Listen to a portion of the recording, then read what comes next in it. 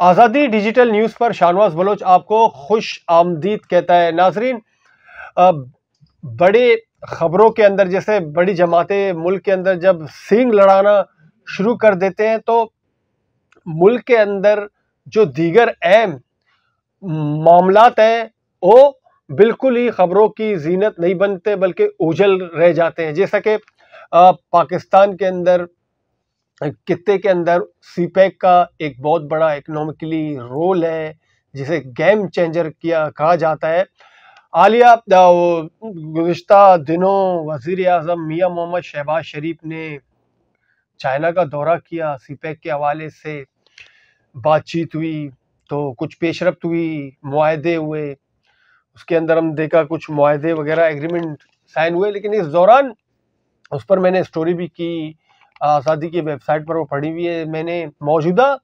हुकूमत के अंदर नुमाइंदगान उनसे बात की, साबिका हुकूमतों जो नून लीग के ही इत्यादी थे उनसे बात की कि सीपैक के हवाले से अगर वफाकी नुमाइंदगान वज़ीर आज़म जब भी दौरे पर जाते हैं तो आपसे मुशावरत तजावीज़ लेते हैं, तो उसके अंदर सब सारी चीज़ें लिखी हुई हैं। तो उन्होंने इस हवाले से साफ इनकार कर दिया। कहने का मकसद ये कि जब मरकज़ी जमातें सींग लड़ा रही होती हैं तो इस पर कोई फोकस नहीं करता, तो बलूचिस्तान तब याद आता है खुदा न खास्ता कोई इंसिडेंट हो या लोग असेंबली फ्लोर पर कोई बहुत बड़ा हंगामा मेंबर बर्पा कर दें, बड़ी तकरीर कर दें और कुछ इंकशाफात सामने आ जाए, तब फिर उसे मौजूए बहस बनाया जाता है। फिर आप देखें मेन स्ट्रीम मीडिया भी उस पर फोकस करती है कि ये मसले को एड्रेस क्यों नहीं किया जाता, बलूचिस्तान के इस मसले को क्यों एड्रेस नहीं किया जाता। जिस तरह आपने देखा गुज़िश्ता रोज़ लापता अफराद के अहले खाना जहाँ पर कराची प्रेस क्लब के बाहर एहतजाज करे थे और उन्होंने बड़ा इंकशाफ किया कि सनाउल्लाह ने उसने खुद कहा था कि इस मामले पर मैं क्या कर सकता हूँ। बहरहाल ये एक मुख्तसर सी मिसाल है, लेकिन हमारा आज का मौजू होगा सीपैक और बलूचिस्तान का मुस्तकबिल। इससे पहले कि मैं सईद की तरफ आऊँगा, ग्वादर से नूर मोहसिन ने हमें ज्वाइन किया है, उससे पहले बात करते हैं। नूर मोहसिन आपको खुश आमदीद कहते हैं। अच्छा नूर मोहसिन, सीपैक बलूचिस्तान के माथे का झूमर, खित्ते का गेम चेंजर और ग्वादर तो महवर और मरकज़ है। आप बताइए कि इस वक्त जो सीपैक से जुड़े मंसूबे हैं ग्वादर में, अब तक किन मंसूबों पर काम हो चुका है और कौन से मुकम्मल हो चुके हैं और कौन से अब तक ज़ेर तामीर है और इससे आवाम को क्या फ़ायदे मिल रहे हैं? जी, जहाँ तक सीपैक का ताल्लुक़ है, इसमें कोई शक नहीं कि सीपैक ग्वादर का इब्तिदा और इंतहा है सीपैक का। लेकिन इसके साथ साथ मैं ये भी बताता चलूँ आपको कि सीपैक से ग्वादर वालों को इस वक्त क्या क्या सहूलतें या मराआत या फैसिलिटीज़ मिले हैं, इस बारे में बहस करेंगे इंशाल्लाह। और इनके साथ साथ मैं ये भी आपको बता दूं कि इस वक्त सीपैक के जो काम हैं उनमें एक एक्सप्रेस वे कम्प्लीट हो चुका है। इनके अलावा सीपैक के जो फर्स्ट फेज़ में 60 एकड़ एराज़ी पर मुहित वहाँ पर जो काम हुए थे बिल्डिंग्स वगैरह वो भी कम्प्लीट हो चुके हैं। लेकिन सवाल ये पैदा होता है कि इन कामों से, इन बिल्डिंग से या एक्सप्रेस वे से जो अहले ग्वादर हैं या अहले मकरान हैं या अहले बलूचिस्तान हैं उनको क्या फ़वाइद हासिल होंगे। अभी तक सीपैक से ग्वादर वालों को स्पेशली और मकरान वालों को भी किसी किस्म का मैं समझता हूँ कि कोई फ़ायदा नहीं मिला है। उसका मैं अगर जिक्र करता चलूँ तो यह है कि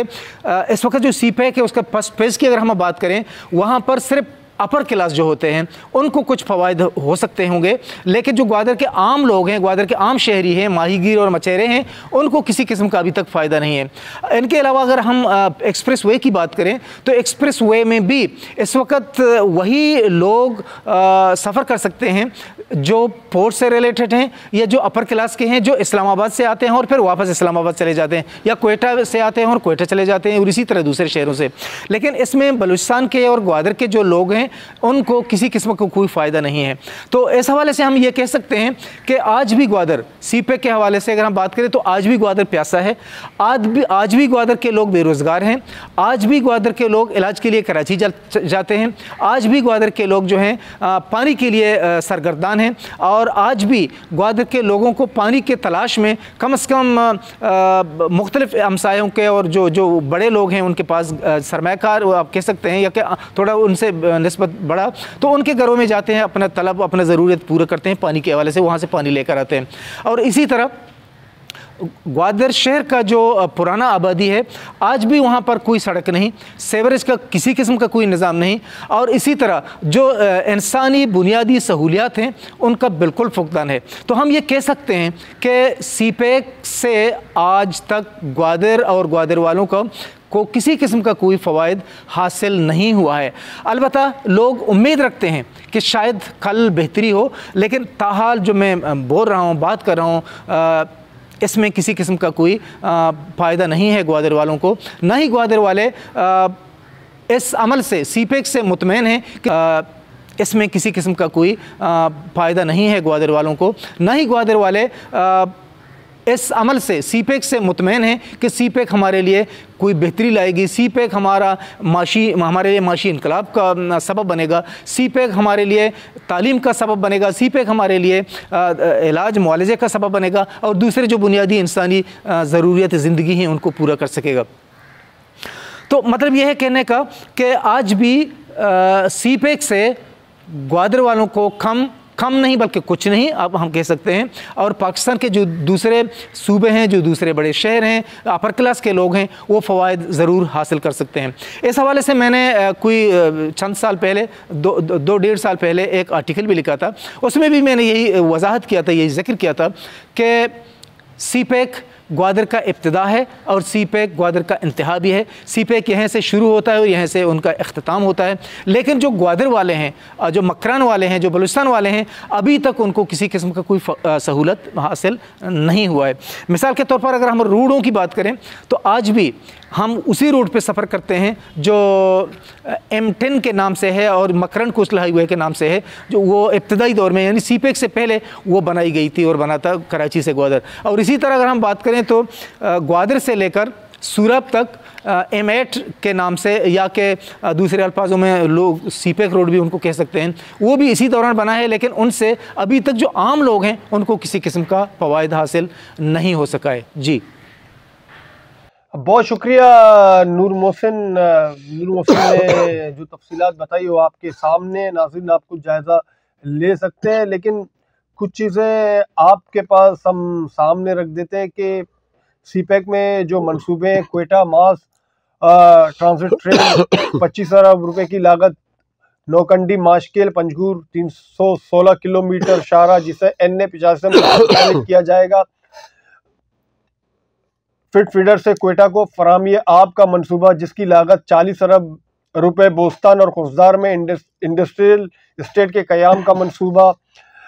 इसके अलावा NA50 110 किलोमीटर तवील खुशदार बिसिमा रोड, 210 किलोमीटर तवील योब डियाईकान शारा की अपग्रेडेशन, फेज़ 1 ग्वादर बंदरगाह में 5 इजाफी बढ़तों में पमा ब्रेक वाटर की तामीर और ड्रेजिंग, ग्वादर बंदरगाह को ग्वादर एयरपोर्ट से मुंसलिक ईस्ट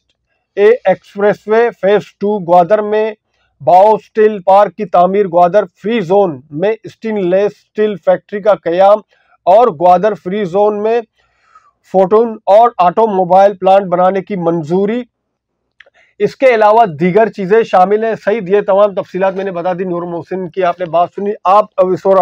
हवाले से ओवरऑल आप क्या तस्वीर दें? देखिए, जब सीपेक का इन्होंने प्रचार किया और जिस तरह से इसकी मार्केटिंग हुई और जिस तरह से ख़ासकर हमने देखा कि दुबई में, इवन पेशावर में स्टेट एजेंसियों ने ग्वादर की ज़मीनों के लिए बाकायदा से एक मतलब इतने इश्तिहारात मीडिया के अंदर आए और इस तरह से उन्होंने ग्वादर को पेश किया हमारी रियासत ने, और रियासत ने मगर एक चीज़ हमेशा से छुपाई कि ये है बेसिकली क्या। इसका एग्रीमेंट जो हुआ है गवर्नमेंट रियासत के साथ वो अभी तक आम लोगों को पता नहीं है। हालांकि बलूचिस्तान असम्बली ने भी इसके खिलाफ करारदाद पेश की है, पास हुई है वहाँ पर, और वहाँ पर डिमांड देखिए, हमेशा से बलूचिस्तान का शानवाज हमेशा से ये मसला रहा है कि वहाँ पर एक नेगेटिव प्रोपेगेंडा किया गया कि सरदार जो हैं रोड बनाने नहीं देते, सरदार जो हैं स्कूल बनाने नहीं देते, सरदार जो है तरक्की करने नहीं देते, सरदार जो है वहाँ इंडस्ट्री कायम करने नहीं। खासकर हमारी जो नेशनल मीडिया, जो खासकर उर्दू मीडिया होती थी, उसने हमेशा से एक गलत हमारे बलूचिस्तान की पॉलिटिक्स का एक गलत पेश किया। और सीपैक के हवाले से मैं आपको कहूँ कि ये बेसिकली खुद भी पीपल्स पार्टी कहती है और आसिफ जरदारी साहब कहते हैं, मैंने खुद भी एम्बेसडर से बात की है, चाइनीज़ एनवॉय हमेशा ये कहते हैं कि इसका मेन जो बंदा है वो आसिफ जरदारी है, ब्रेन बिहाइंड सीपैक वगैरह। लेकिन आपने जिस तरह नूर मोहसिन की बात सुनी, आप देखें कि बलूचिस्तान में जिस तरह से हमारी जितनी मेन स्ट्रीम जो बलूचिस्तान की नेशनलिस्ट पॉलिटिकल पार्टी वो इस बात पर तय है कि सीपैक बलूचिस्तान में कुछ नहीं हुआ। एक पोर्ट बना है, एक एक्सप्रेस वे बना है, वो आम लोगों के लिए नहीं है। वो उसका फायदा जो है वो जो क्लास है वो उठाएगी नहीं। अब ग्वादर में जाकर मखसूस आप अगर ग्वादर गए, मैं ग्वादर खुद गया हूँ, मैंने वहां पर देखा कि इंफ्रास्ट्रक्चर नहीं है, पुराने लोग ना, वहां पर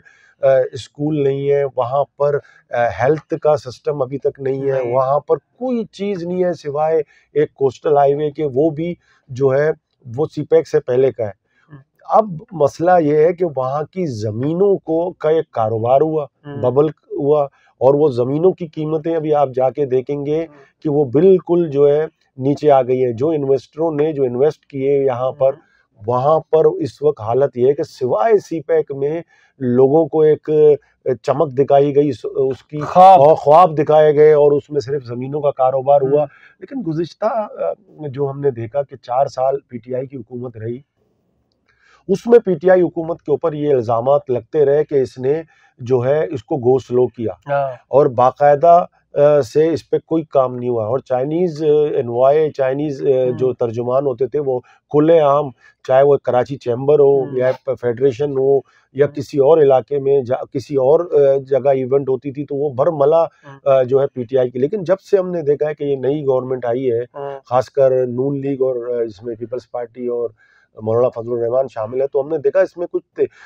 ज़बानी तेजी या कोई दौरे वोरे फिलहाल तो हुए कि हम फिर सीपैक को रिवाइव करने जा रहे हैं। लेकिन मसला ये है मौजूदा जो दौरा हुआ इसमें देखिए कराची सर्कुलर रेलवे का भी हुआ, इससे पहले के जो दीगर एक और मनसूबा कराची का वो भी शामिल किया गया, ऑरेंज लाइन मनसूबा, ये सारे आपकी बात सही। हम कहते हैं बलूचिस्तान में क्या है, ये बुनियादी सवाल देखिए सीनियर लोग कहते हैं कि सीपैक ये कराची है या पंजाब है, या कि इन्होंने जो सारे जो प्रोजेक्ट हैं, जितने भी प्रोजेक्ट लगाए हैं जो आवाम को फायदा देते हो, चाहे ऑरेंज लाइन हो, चाहे मेट्रो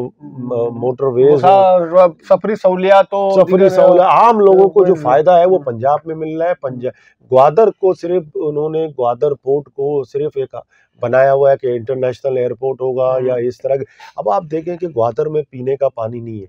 बिजली वहाँ पे कह रहा था कि लोग, बड़े लोगों के पास, ये आम लोग सहूलत है और टैंकर ले लेते हैं जो है, दूसरों से पानी मांगने के लिए दुआ अब ये जो बारिश हुई इसमें लोगों ने बड़ा सुकून किया कि ये जो डैम वैम भर गए इसमें से लोगों को पानी मिला। मसला कहने का मतलब ये है कि इस वक्त भी ग्वादर को बताकर इस वक्त तुर्बत सबसे महंगा तरीन शहर है बलूचिस्तान का, क्योंकि वहां पर मैं नहीं कहता हूँ कि डॉक्टर मालिक के दौर में उस सिटी को एक मॉडल सिटी के तौर पर बनाया गया था, और वहां पर तकरीबन सारी चीजें जो दूर दराज इलाकों के लोग भी वहां आकर वो सारे जो चीजें वो इंफ्रास्ट्रक्चर यूज कर रहे हैं। अब देखें बलूचिस्तान की जो हालत है, आपने वहां से सुई जो है गैस को पूरे पाकिस्तान में फैलाया, पाकिस्तान की पूरी इकोनॉमी डेवलप हुई, और बलूचिस्तान में मैं समझता हूँ कि लॉ एंड ऑर्डर का मसला अगर नहीं होता, ये जो इंसर्जेंसी है, अगर सीपैक में मैं कहता हूँ 50% काम भी बलूचिस्तान में होता तो इनको जवाब मिलता रियासत को, और ये जो लॉ एंड ऑर्डर की सूरत हाल होती ये बहुत बेहतर होती। और वहाँ पर उनके पास कोई जवाब नहीं होता कि ये जो हमारे रिसोर्सेज को या हमारी चीज़ों को लूटते हैं, और फिर साइंदक में भी इसी तरह हुआ है कि साइंदक में इसको शामिल कर लिया, ये मेरे पास ये लेकिन मीडिया ने रिपोर्ट किया अब तक उसका सीपैक में शामिल करना। तो देखिए सीपैक अभी जो वहाँ पर जो आपने वहाँ पर जो आपने रिसोर्सेज को लूटा है, वहाँ पर भी किसी को कुछ पता नहीं है कि वहाँ पर कितना कॉपर कितना गोल्ड निकला, और वहां पर आपके पास रिफाइनरी भी नहीं है, और इस तरह से रिकोदिक भी प्रोजेक्ट है। भाई मसला ये है ना कि आप इन प्रोजेक्ट को, भाई पाकिस्तान, जरूरी है कि हम पाकिस्तान की इकोनॉमी भी डेवलप्ड होगी, लेकिन अगर आप बलूचिस्तान की इकोनॉमी को भी डेवलप करना चाहें तो ये जो लॉ एंड ऑर्डर की सूरत हाल है, ये जो इंसर्जेंसी है, जिस पे अपनी हुकूमत, आपकी रियासत की बलूचिस्तान हुकूमत कितने अपने दिफाई बजट में जो है बलूचिस्तान में खर्च करती है, तो वो भी खर्च नहीं होंगे, और बलूचिस्तान में लोगों को जो है रोजगार मिलेगा, इंफ्रास्ट्रक्चर सही होगा, हेल्थ फैसिलिटीज होंगे, स्कूल होंगे। इसी बात को मैं आगे ले जाता हूँ, जिस तरह आप हवाला दे रहे हैं ना कि ये बलूचिस्तान का मसला, बलूचिस्तान के जो मसाइल है, अगर लोगों के जो खदशात तहफ़्फ़ुज़ात दूर किया है, महरूमियों का अज़ाला किया जाए, तो यकीनन उनके रवैयों में तब्दीली आएगी आहिस्ते आहिस्ते ना। जिस तरह काशगर है, ग्वादर से काशगर 2442 किलोमीटर तवील ये, और लागत जो कुल $46 बिलियन है। चाइना का मकसद बेसिकली काशगर को डेवलप करना है, क्योंकि पसमानदा तरीन उनका ये इलाका है। आप देखें चाइना अपने एक पसमानदा इलाके को डेवलप करने के लिए कितनी सरमायाकारी करे, और बलूचिस्तान खुद वसाइल से मालामाल एक खित्ता है, उसके बावजूद सीपैक भी। देखिए हमारी चाइनीज से भी बात हुई है कि आप लोग बलूचिस्तान में तवज्जो, मतलब आप इनसे बात तो करें कि भाई ये सीपैक आपने ग्वादर बेसिक जो है वो एक सिंबल है कि ग्वादर से शुरू होगा काशगर तक, लेकिन यहाँ पर सवाल ये पैदा होता है कि ये सीपैक अच्छी बात है कि वो सीपैक होना चाहिए, इन्वेस्टमेंट होनी चाहिए, क्योंकि इन्वेस्टमेंट जिस जगह होती है उसका, लेकिन इन्वेस्टमेंट का तरीका ये होना चाहिए कि वहाँ के मकामी लोगों को इसका बेनिफिट मिले। लेकिन अगर वहाँ के लोगों को शाहनवाज बेनिफिट नहीं मिलेगा, अभी भी आप किसी भी बंदे के पास चले जाएं, वो आपको बोलेगा सीपैक है कहाँ, वो ढूंढता रहेगा बलूचिस्तान में पूरा कि सीपैक नाम की कोई चीज ही यहाँ पे नहीं है। ये सारे पेपर अब वहाँ पर जो मौजूद है, अगर इन सबको हम ये सिर्फ जो है किताबों में है कि ये अच्छी बात, ये मुआहदे हैं, लेकिन इसमें कितना अमल हुआ है। अब वहाँ पर जो सबसे बड़ा, देखिए कितने लोग, असेंबली हुआ, फेडरल गवर्नमेंट में भी जो है नेशनल असेंबली, सेनेट के अंदर करारदादे पास हुई इलीगल ट्रॉलर की, जो बेसिकली ग्वादर एक माहीगीरों का, एक फिशरमैनों का एक इलाका है, वहाँ पर भी आपने उन पर पाबंदियां लगा दी है। वो एक्सप्रेस वे है या ईस्ट वे है, जो भी है, वहाँ पर भी आप उनको इजाज़त नहीं देते हैं माहीगीरी करने के लिए, और वहाँ पर जो बड़े इलीगल ट्रॉलर हैं, इश्यूज पर वो बेचारे उनको आपने ना अल्टरनेट कोई चीज़ दी है फिशरमैनों के लिए। आपके पास किताब इनमें डॉक्यूमेंट में है, तरक्की करेंगे, ये करेंगे, उनको बोट देंगे, उनको फाइबर वाले बोट देंगे, उनको इंजन देंगे, कुछ भी अभी तक वहाँ के लोगों को कोई समर हासिल नहीं हुआ है। तो अगर इसी तरह देखें, इसमें ये नहीं है, ये अगर आप वहां पर खुशहाली लाएंगे तो आप डिफेंड करेंगे, आप बताएंगे कि भाई हमने ये तरक्याती काम किए। अगर ये देखें, ये सारे जो काम है ये सूबाई गवर्नमेंट के अंडर नहीं है, ये फेडरल गवर्नमेंट के अंडर है, और यहाँ पर आपका जवाब कोई नहीं बनता कि ये सूबाई हुकूमत या सरदार, या वहां पर ग्वादर में तो कोई सरदार नहीं है ना कोई नवाब है, वहां पर आप क्यों ये काम नहीं कर सके सिवाय जमीनों के? आपने वहां की जमीनों को कोड़ियों के मोल खरीद के वहां पर इन्वेस्टरों ने इतनी बड़ी तादाद में, बड़े सरमायाकारों ने उन्होंने सिर्फ और सिर्फ का काम शुरू किया जी। ये आप देखें ना, कराची लाहौर मोटरवे, हवेलिया से पंजाब, ठीक है। अच्छा, ईरान पाक गैस पाइपलाइन, ये तो गया काम से, अभी तक तो इस पर कोई काम नहीं। बहरहाल ये पूरी लिस्ट है, हवेलिया ड्राई पोर्ट, अगर Iran, orange line, Lahore metro, ये सारे, मतलब ये सारे लिखे हुए सीपैक के इससे। भाई थोड़ी दूर के बाद आपके पास चाबार पोर्ट है, जो इस वक्त जो है एक बेहतरीन राहदारी अफगानिस्तान की बन गई है कि इंडिया से जितना सामान, जितना गुड्स आता है वो चाबार के जरिए अफगानिस्तान और दूसरी जगहों पे जाता है, और वहाँ पे जो रूट्स हैं उन पे लॉ एंड ऑर्डर का भी मसला नहीं रहा।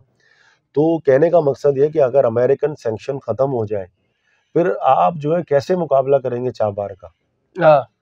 तो आपने अभी जो है हमें तो कोई चीज़ ऐसे नज़र नहीं आ रही है कि काशगर को कनेक्ट करे ग्वादर से काशगर जाने के लिए भी आप मुझे ये बताएं कि वहाँ पर हुआ क्या, डेवलपमेंट क्या हुई है, कौन सा इंफ्रास्ट्रक्चर लगा है कि चाइना को बेसिकली फायदा मिले। चाइनीज हुक्म ने नाराजगी का भी तो इजहार किया है कि वक्तन फवक्तन मैंने आपसे कहा ना कि पिछले जो 4 साल थे उसमें वो बहुत नाराज थे पीटीआई हुकूमत से कि उन्होंने बिल्कुल गो स्लो बल्कि बिल्कुल ख़त्म कर दिया था। नाज़रीन, सईद ने तो मुकम्मल खुलासा आपके सामने रखा कि सीपैक या दीगर मंसूबे बलूचिस्तान को इससे कुछ नहीं मिला। अगर मिला होता तो यकीनन सईद ने एक अच्छी बात कही कि जो पॉलिटिकल पुरतशद्दुद रवैये उसमें नरमी आ जाती, क्योंकि लोगों को अगर रोज़गार मिलेगा, खुशहाली आएगी, वो क्यों काम का किसी और लाइन को पकड़ेंगे, बल्कि उनको ट्रैक पर लाने के लिए तो रवैयों में तब्दीली लानी चाहिए ना। जिस रवैये की हमने जैसे पहले बात की कि मरकजी जमातों की जो है ना आपस में सिंग लड़ाने के अंदर, आपसी लड़ाई के अंदर ये जो बलूचिस्तान जैसे इलाके पीछे रह जाते हैं, इनको तो पूछे ही ऐसे 70 साल से ज़ायद अरसा हो गया, आज तक भी अगर हम जब देखते हैं तो कहते हैं कि ये बलूचिस्तान का मसला हल कैसे होगा। तो बहरहाल ये आपके सामने, हमारे पास अगर ये तमाम मालूमात है, सब कुछ आपके सामने रखा हुआ है, क्या हुकूमतों के पास ये मालूमात नहीं, क्या किस तरह कैसे हल होगा। बहरहाल रवैयों में तब्दीली लानी चाहिए। रवैये जिस दिन तब्दील हो जाएंगे तो बलूचिस्तान तरक्की करेगा और अमन खुद ब खुद वहाँ बहाल हो जाएगा। मुझे शाहनवाज बलोच और सईद सरबाजी को प्रोग्राम से इजाज़त दीजिए। अल्लाह हाफिज़।